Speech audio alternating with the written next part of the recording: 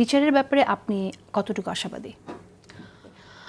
বিচারের ব্যাপারে আসলে ফারিয়া যেরকম বলল যে এই সরকারও আমাদের নিজেদের, পরের সরকারও আমাদের নিজেদের। আসলে এই হত্যাকাণ্ডগুলো, জুলাই হত্যাকাণ্ড সহ পিলখানা, শাপলা, এই যে আওয়ামী লীগ বিগত 16 বছরে যে নেতৃত্ব দিয়েছে যেসব হত্যাকাণ্ডের, এগুলোকে কিন্তু আমরা সবাই জাতীয়ভাবে হোল্ড করি। এগুলো আমাদের জাতীয় বিষয়।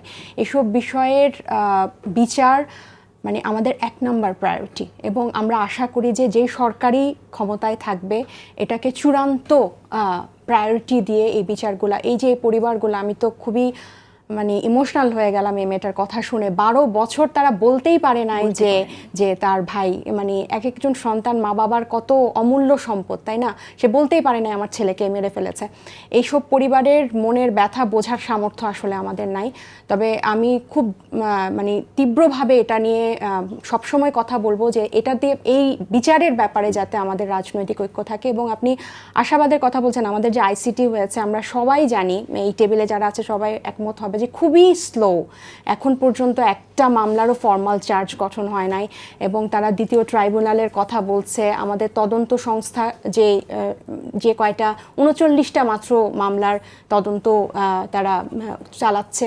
সো এইগুলার যাতে সরকার যাতে এটাকে একদম টপমোস্ট প্রায়োরিটি দিয়ে, যদি ট্রাইব্যুনাল আরও লাগে আরও বাড়ানো, এবং লোকবল বাড়ানো, প্রসিকিউশন বাড়ানো, যাতে খুব দ্রুত সময়ের মধ্যে ফর্মাল চার্জ হয়, এবং লোয়ার কোর্টে যেসব কেস রয়ে গেছে এগুলার খুব দ্রুত সময়ের মধ্যে, 1 মাসের মধ্যে বা একটা স্ট্যান্ডার্ড টাইম দিয়ে দেওয়া যে এই এত সময়ের মধ্যে চার্জশিট গঠন হবে, 6 মাসের মধ্যে বিচার করতে হবে।